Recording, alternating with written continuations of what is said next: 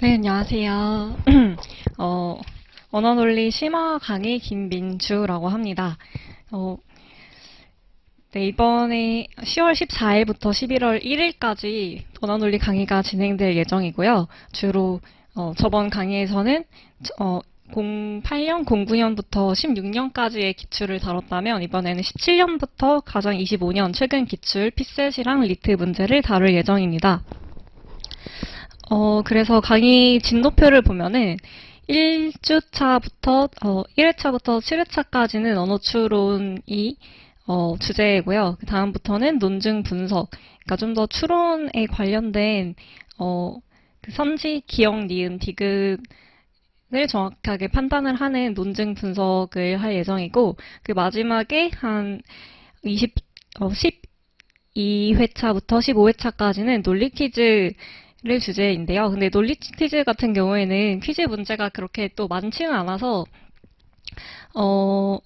그 17년부터 20년까지는 1회차부터 11회차까지 각 그 유형별 문제를 제공을 하고 그다음에 12회차부터 15회차까지는 논리 퀴즈와 더불어 그 이전의 회차에서 미처 풀지 못했던 가장 최근 5개년, 21년부터 25년 기출도 같이 풀어볼 예정입니다.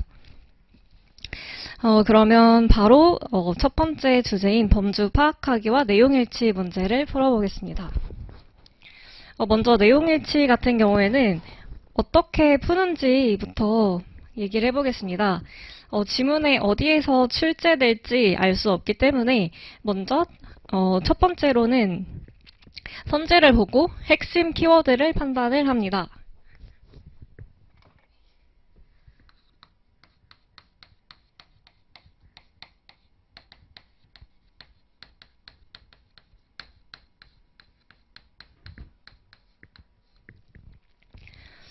그래서 대충 키워드가 어떻게 되는지부터 먼저 파악을 하고 지문의 내용을 읽어 들어갑니다. 그리고 이렇게 파악을 한 다음에는 지문의 각 문단별로 핵심 내용을 파악을 합니다.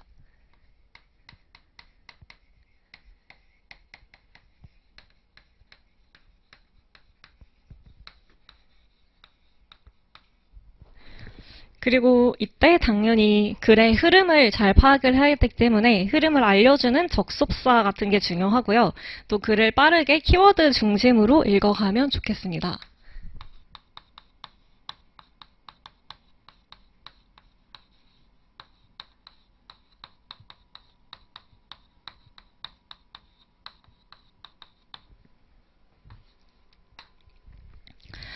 이렇게 선지와 글을 다 파악을 했으면 이제 마지막으로 문제를 풀어볼 차례인데요. 이때 선지를 읽으면서 제시문과 매칭을 하게 됩니다. 그리고 이때 글의 흐름과 맞지 않는 선지를 바로 발견할 수 있는 경우에는 해당 선지를 정확하게 파악을 한 다음에 바로 다음 문제로 빠르게 넘어갈 수 있도록 하고요. 그렇지 않으면 각 선지별로 제시문에 어디에서 이런 해당 관련된 내용이 나왔는지 바로 찾아서 정오를 정확하게 판단을 하면 되겠습니다.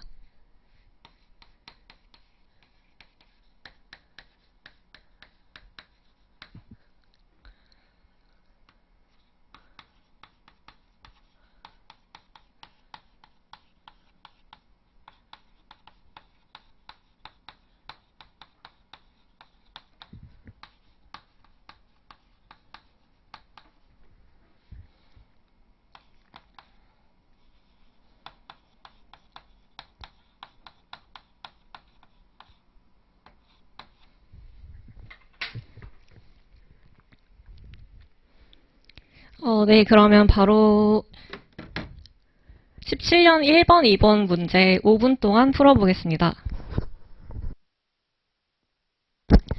먼저 1번, 2번의 정답은 각각 3번과 2번이었습니다. 먼저 1번부터 살펴보겠습니다. 다음 글에서 알 수 있는 것은 이라고 되어 있고요. 선지를 파악을 했을 때 협파에는 제일 조선인에 대한 교육을 담당하였다.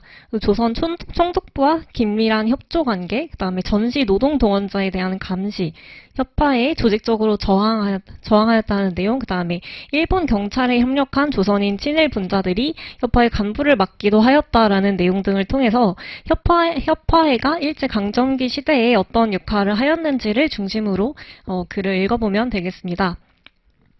먼저 첫 번째 문단에서는 일본이 조선을 지배함에 따라 삶이 힘들어진 조선인의 일본 본토로의 이주가 급격히 늘었고, 이때 1923년 오사카 내선협파회가 창립되었다라고 하였습니다. 두 번째 문단에서는 제일 조선인은 모두 협파에 가입하여야 하였다라는 내용을 이야기하고 있고, 그 이후로는 1945년 전시 노동 동원자를 포함하여 230만 명에 달했던 조선인들이 조선인이 협파의 관리를 받았다라는 내용을 이야기하고 있습니다. 그 다음 문단에서는 협파회는 민간 단체였지만 경찰이 주체가 되어 조직한 단체였다라고 하고요. 그 이후로는 전쟁이 비협조적이면서 임금 문제를 둘러싸고 조직적으로 파업을 일으키는 조선인 집단을 척결 대상으로 삼았다라고 하였습니다. 그리고 마지막 문단에는 협파회가 감시와 사상관리뿐만 아니라 신사 참배, 일본어 강요, 조선어 금지, 강제 예금, 창씨 개명, 질원병 강제, 징병, 노동동원 등 조선 본토보다 더 강압적으로 추진하였다라는 철저한 항민화 정책에 대해서 이야기를 하고 있었습니다. 첫 번째 선제부터 살펴보면은 협파회가 제일 조선인에 대한 교육을 담당하였다, 이런 내용은 정확하게 나와 있지 않고요. 두 번째로 협파회는 조선 총독부와 긴밀한 협조관계를 유지하였다라고 하였는데, 조선 총독부와의 긴밀한 협조관계 또한 나와 있지 않은 것을 볼 수 있습니다. 3번, 협파회는 제일 조선인 전시 노동 동원자에 대한 감시를 자행하였다라는 것은 이 문단에서 확인할 수가 있었습니다. 다음으로 2번 문제 보겠습니다. 2번 문제의 먼저 선지부터 확인을 해보겠습니다. 김치를 담글 때 넣는 풀은 효묘에 의해 효소로 바뀐다. 강한 산성 조건에서도 생존할 수 있는 혐기성 세균이 있다. 시큼한 맛은 호기성 세균의 작용에 의한 것이다. 특색 있는 김치 맛을 만드는 것은 효묘가 만든 향미 성분 때문이다. 나와 있고, 또 시큼한 맛이 나는 김치에 있는 효묘의 수는 호기성 세균이나 혐기성 세균에 비해 훨씬 많다라는 등의 내용을 담고 있었습니다. 즉 김치에 들어가는 여러 가지 세균들과 그에 따른 어떤 맛에 어떤 영향을 미치는지에 대한 내용을 중심으로 읽어보면 되겠습니다. 먼저 첫 번째 문단에서는 김치가 미생물의 작용에 따라 맛이 달라진다라고 이야기를 하고 있습니다.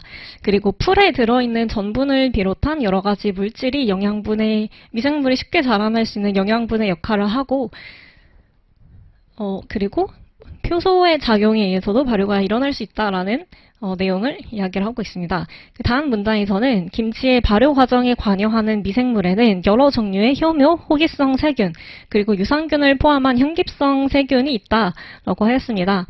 그리고 이때 혐기성, 호기성, 효묘가 김치가 익어갈수록 어떻게 변화하는지에 대해서 또한 이야기를 하고 있는데요.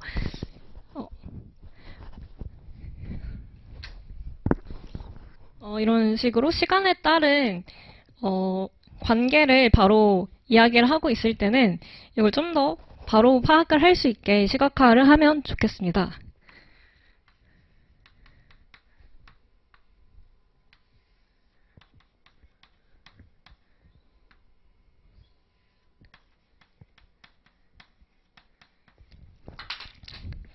글을 읽어봤을 때 김치의 발효가 시작될 때는 호기성 세균과 혐기성 세균의 수가 두드러지게 증가하지만 익어갈수록 호기성 세균의 수는 점점 줄어들어 나중에는 그 수가 완만하게 증가하는 효묘의 수와 거의 비슷해진다라고 했습니다.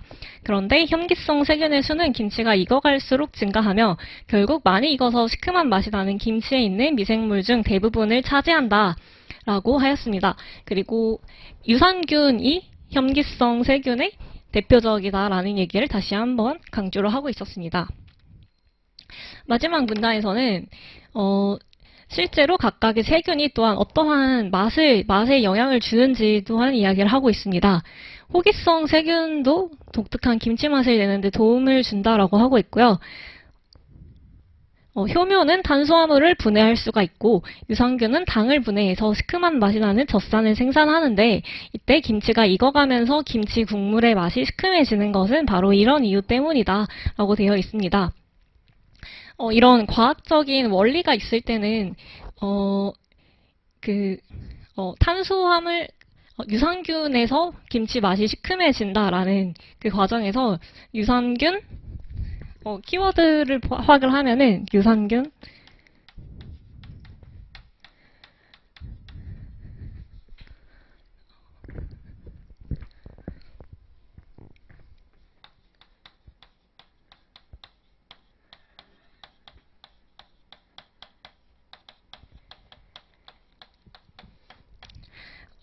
그러니까 제시문에서 유산균이라는 키워드에 이런 화살표, 그다음에 젖산에서 시큼한 맛 이런 식으로 인과관계가 있을 때는 바로 파악을 할 수 있게 시각화를 해두면 좋겠습니다.